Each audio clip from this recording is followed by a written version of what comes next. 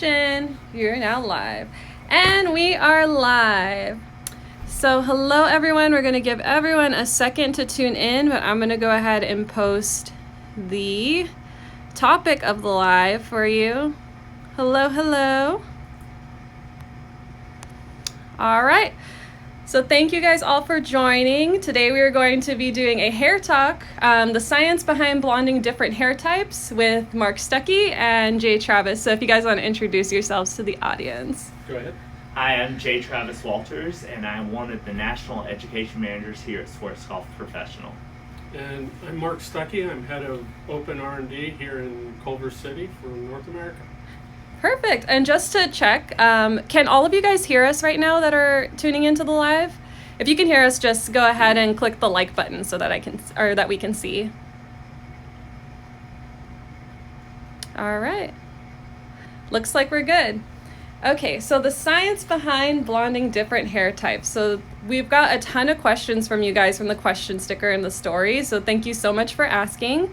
We're going to go ahead and start with the first couple of questions here, and they are actually in the question sticker.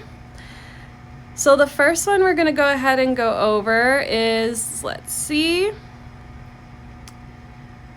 Oh, bleaching really light natural blondes. Why are they orange and pinkish? That's a great question. It is a good question. So we talked about this. I mean, understanding underlying pigment is super important regardless of what level you start with. Obviously, the darker you have, the more red you're going to have. The lighter you go, you're going to begin to go into orange, gold, and yellow. So even working with blonde hair, it's only going to go to a yellow. So we do have a couple swatches, and you might not be able to see these from here. I'll be Vanna. No, you can see it. Let my Vanna work with me here. Is that, if you look at these, you can tell one has more flecks of yellow in it, where one might look a little bit more lighter or pastel. So it really is going to boil down to how much pheomelanin is in the hair, which is that underlying orange and gold pigment, and how much of that you lift out with a lightener. Anything you'd like to add to that? So when we test these products and when we do the evaluations, and when we tell you the levels of lift and things like that, what we actually do is we use a multitude of different swatches. We just don't use one type of swatch. So just because of that fact, so here we have some nice level 6 hair that we swatch to make sure. We also have some level 4 hair that we do. We also have different variations of gray hair that we do, because gray hair, of course, takes up the lightening process way different, as well as the coloring process. And we also have started to do some more of the curl. So we have a couple different curl patterns that we do during that swatching process to make sure that, one, the curl is taking it in, but we also measure some other parameters with the equipment we have here to check for moisture and damage and things like that, since curl is kind of particular when we're looking at different porosity and moisture content and things like that. And I think also from a technical standpoint is, depending on which texture hair you're working with, really making sure you have full saturation of the product to make sure that you're maintaining the moisture in the hair and that you're not drying the product out, so you're getting that full lift. Yep. Wonderful answer, guys, from technical perspective and scientific. So we're going to go ahead and move on to the next question. Oh, this is a good one. When lifting from a level 3 curly 4A to level 9, is Sporty Developer the right to use? I would say no, but I think it really, there's a lot of variables there depending on whether you're using a high lift color or whether you're using color and you're trying to go so many levels of lift. If I was using a lightener, I would not recommend 40 volume. Right now with our Schwarzkopf Professional lighteners, we don't recommend anything higher than 30 volume. We'll be sneak peek having a clay lightener come out later this year that you could use 40 volume. But really it's all about where you're trying to go, what's the condition of the hair, and then just really making sure that you're doing it slow, picking the right lightener that's going to be right for the hair type that you're working with. If you're a really fast stylist and you know that you can get it on quickly, Blonde Me's great because of the speed of the product.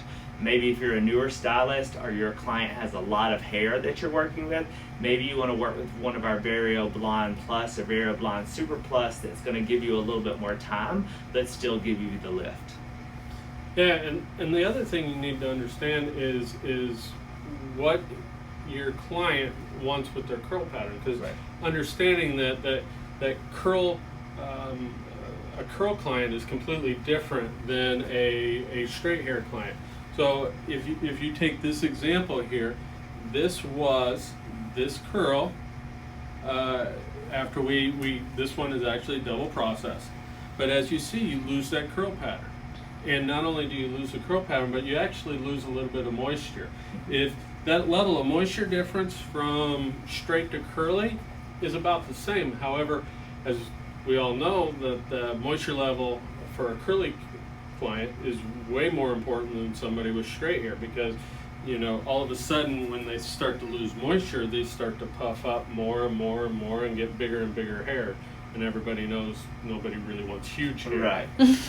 So yeah, one thing that I would add to that is also really thinking about what care products you're using. When you're working with curls and textured hair, it's important to take small sections, make sure you have full saturation. It might be smarter to start with the lower volume developers and then, working through processing.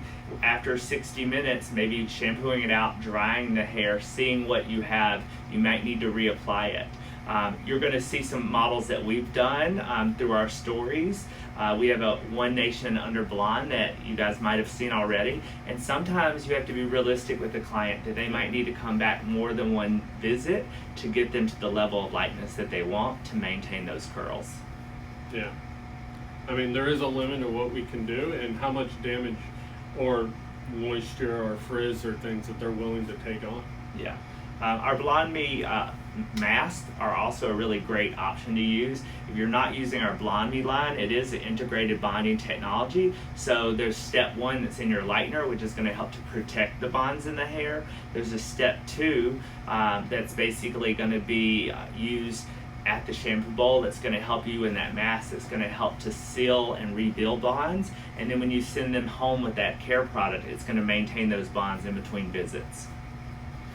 Wonderful. And I just wanted to bring up a couple comments here. A lot of people are saying thank you for talking about this, and I appreciate you guys for saying that, because I think it's a really important topic. I mean, I'm sure there's so many curly hair clients out there where we're not really sure about how to approach it. And so if you have any specific questions about that, I mean, there's so much more to it. Like you guys were saying, like the moisture, the development time, the type of developer to use.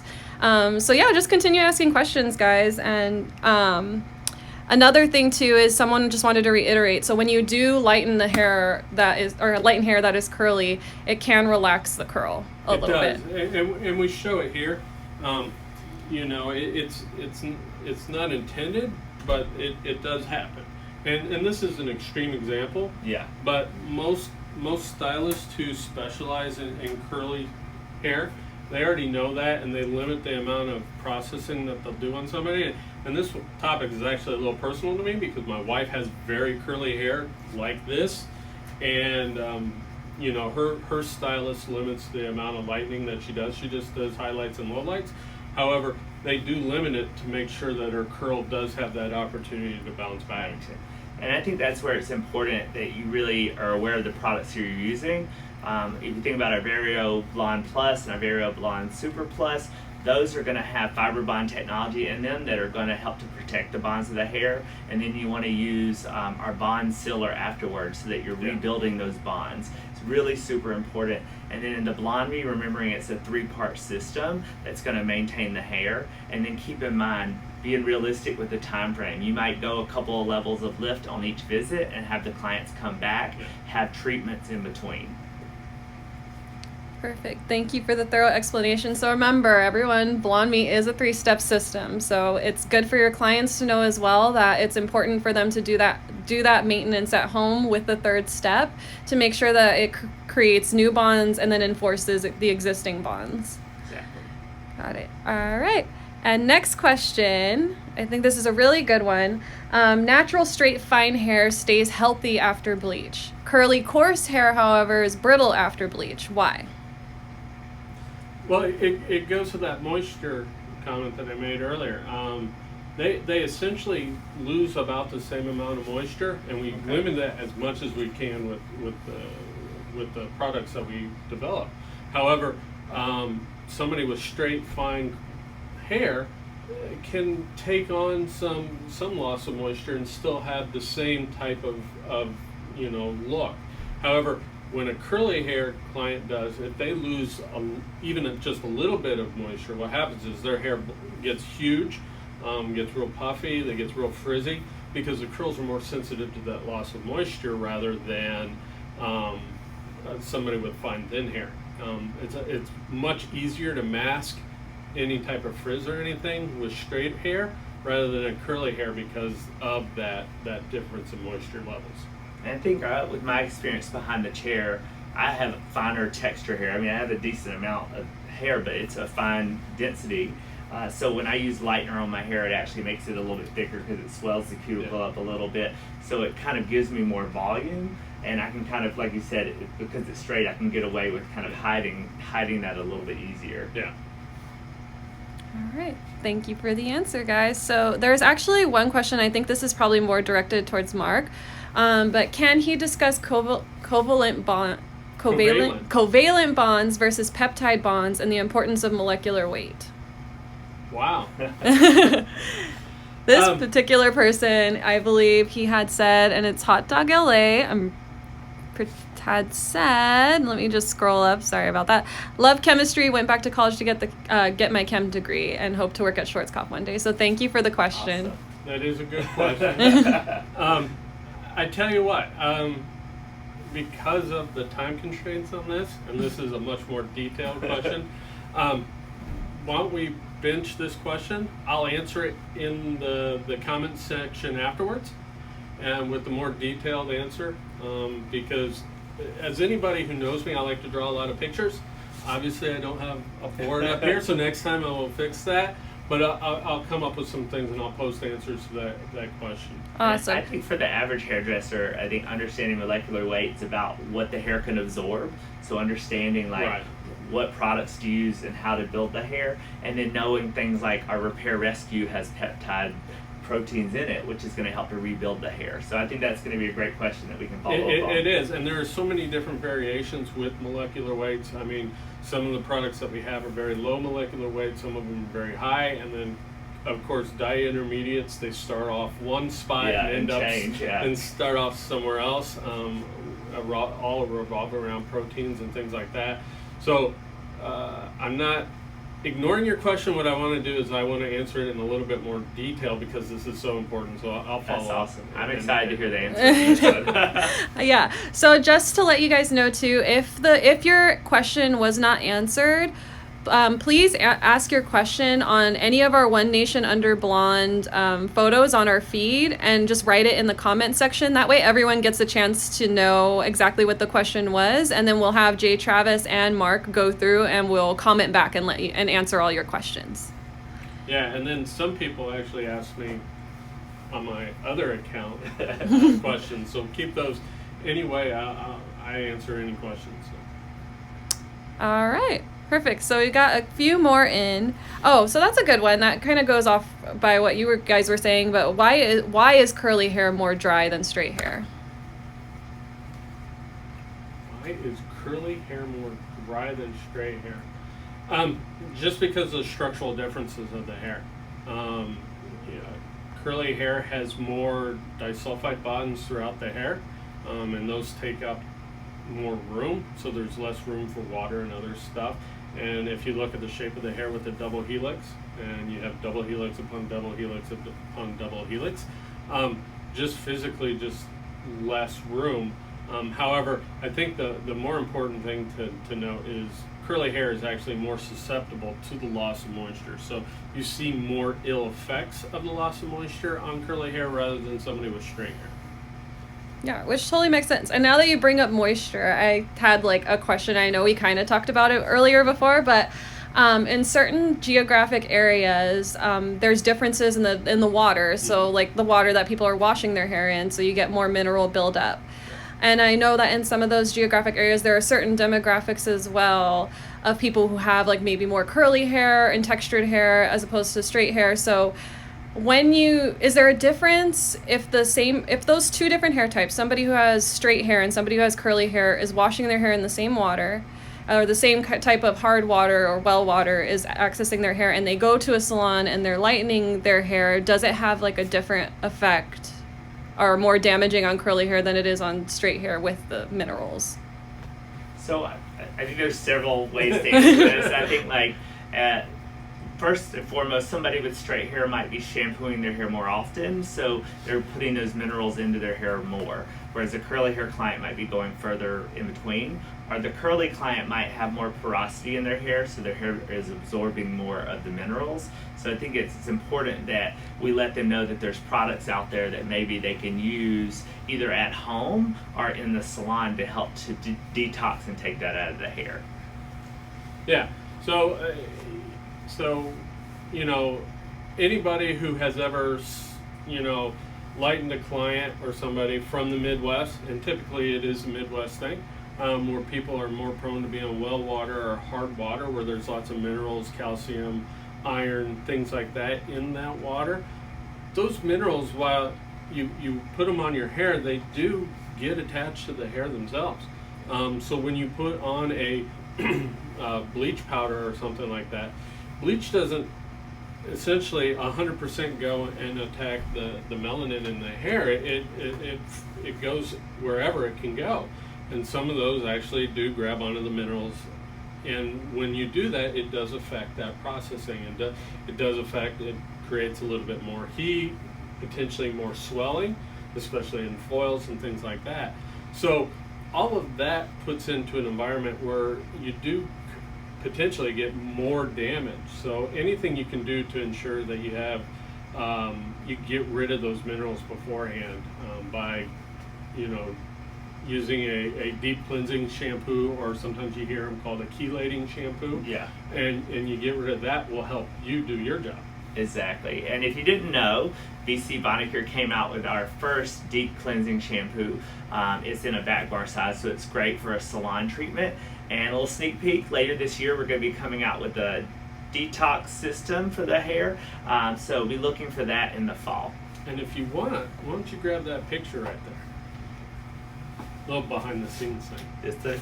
Oh, Yep. what is that? That. So this is a picture of actual hair. We have some really nice microscopes, and if you see the little specks, that's actually, we actually dyed some molecules or dyed some minerals and placed them on the hair, and we looked at it to see exactly how much is on here. So if you use a deep cleansing or a chelating shampoo, it pretty much wipes this 100% clean. There is an after picture here, but it's for somebody else's, so I will leave that alone.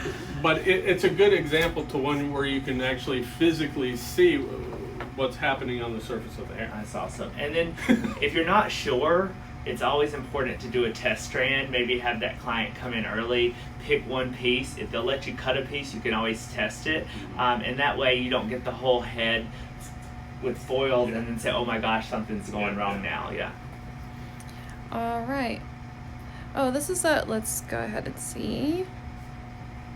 Sorry, I'm seeing all your questions pop in, so I'm just picking which ones are going in here. But I think, oh, you know what? That's actually a good one, and it may not necessarily be, well, it could be all hair types too, but what kind of bonding technology does Blami have?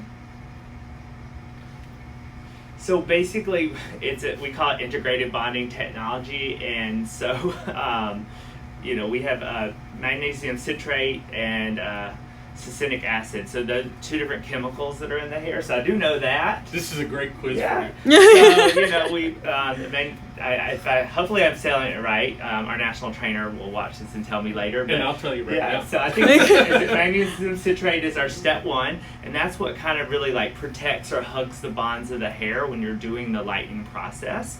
And then when you come in with your step two and you're doing like the shampoos and the mask at the bowl, that succinic acid is what's going to go in and help to kind of seal the hair and actually rebuild and enforce the bonds that you've maintained and created.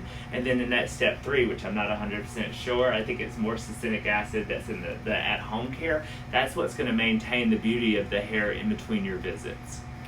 Yeah, so essentially the multiple systems the Yeah. multiple chemicals. What happens is the first step kind of preps everything, make sure it's good to go. Succinic acid comes in and actually makes the bonds Okay. and kind of bridges those. And then everything else, the post-treatment, things like that, the take-home products that you buy, it's along the same base. And you know, not everything, you know, sometimes because you blow dry, flat iron, wear your hair outside, UV light, things like that, sometimes those bonds break. It doesn't take much energy to recreate those bonds, so using the at-home products just kind of reinforces that, and it creates those covalent type bonds within the hair to bridge those bridges. Awesome. So basically, what you want to remember is that it's a three-part step if you're using Blondie to really get the best results. You really want to make sure you're using all three steps. And if you're using our Agora Vario Blonde systems, that you're following up with that bond sealer, so you're getting the benefits of both parts, the step 1 and the step 2, and then following up the right home care that's going to maintain that between visits. So, Yeah. thanks. It's important the at-home products are important to ensure that it continues on at the level you want it to be at. It's awesome. Got it. So, guys, we're going to be on for about 4 more minutes because Mark and Jay Travis both have meetings to run to after this. So, if you have any questions, keep them coming. Like I said, you can always write them in the comments of the One Nation Under Blonde campaign, and then we will all personally be going in and answering all those for you, so that way everyone gets those answers as well. So I do see that I have a couple more questions, or us, all of us have a couple more questions. I can't really answer them, about this topic. So one in particular, I just saw it. Where did it go? Oh, okay. This is a good one. Any advice for lightening African American hair, or specifically like very textured curly hair? Yeah, I mean, we've been working on all types of hair here in Sports Golf Professional, and if you're following our One Nation Under Blonde, you're going to see us treating all different hair colors. But specifically with really textured hair, or really dark hair, black hair, if you're trying to go from a black to a blonde hair that's maybe a curl pattern of a 1 or maybe even more, it's using small sections, using a low volume developer.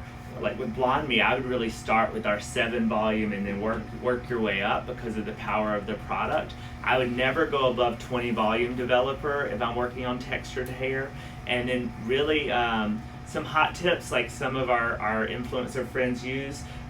They might wrap the hair in saran wrap, or they might wrap a towel around the hair, or use a plastic cap to maintain some moisture when they're working with it. But it's important that you're checking the hair every 10 to 15 minutes to make sure it's maintaining the integrity, the strength, and that the product's not drying out. And I think the other thing to do is saturation. Yeah. I can tell you, in my team, I have a group of both analytical chemists and stylists who work for me, and they will tell you that the curly hair that we use is the toughest to color, because you have to use almost 2 times as much product because it has so much volume, and you have to use much smaller pieces to ensure that front to back, side to side, you get 100% saturation of the product. If not, when you wash it out, it's not like it's a section that's going to be hidden underneath. Essentially, curly hair, depending on how they cut, style, whatever, there is a great opportunity that it's going to be exposed at one time. And if you're going from something very dark to some mid-level, you're going to see a great variation in that, and your client isn't going to be very happy. So maybe some hot tips is that you mix up 30 grams of your lightener, you work with that, you really saturate the hair and mix more as you go so that you're getting the full strength instead of mixing a huge batch.